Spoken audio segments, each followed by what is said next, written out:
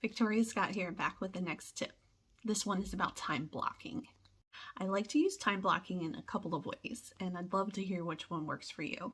First, I like to put the tasks that I want to do that day on my calendar in the order that I want to do them in, and with the amount of time blocked out for how much time I want to spend on them.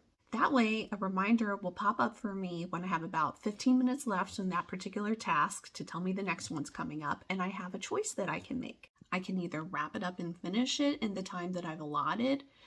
I can use the remaining 15 minutes to brain dump any other ideas that I have that I can pick up easily the next time that I want to start with the task.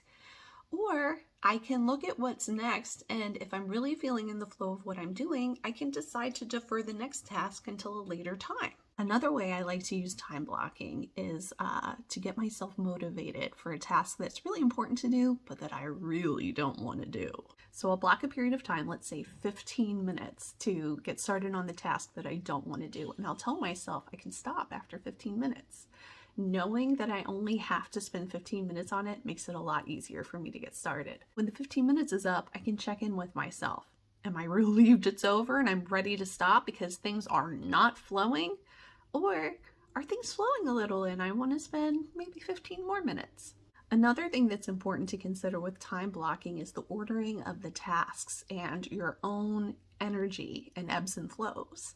For most people, it's easiest to get started in a task that's easier for them, something that comes easier for them. That doesn't mean the task is easy. Putting a task that comes easier to you before a task that comes harder for you does a couple of things. It gets the creative juices flowing, and it can be easier to tackle this harder task when you're building on the success of completing the task that you just did. You can use a similar approach when you're in the middle of a task and it's just not flowing for you. Instead of forcing yourself to keep going, maybe it's a good idea to give your brain a break. You might find that by giving your mind a break and moving on to a new task, that actually inspires a new thought for the task that you just left, and it'll make it easier when you go back to it. You can also use time blocking by looking at the amount of time you have and what can conceivably get done in that time.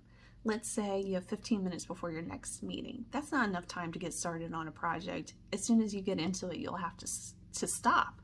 But maybe 15 minutes is more than enough time to check in on how you're doing on your list for the day, reprioritize and adjust what you need to, watch my latest video, go subscribe to my website.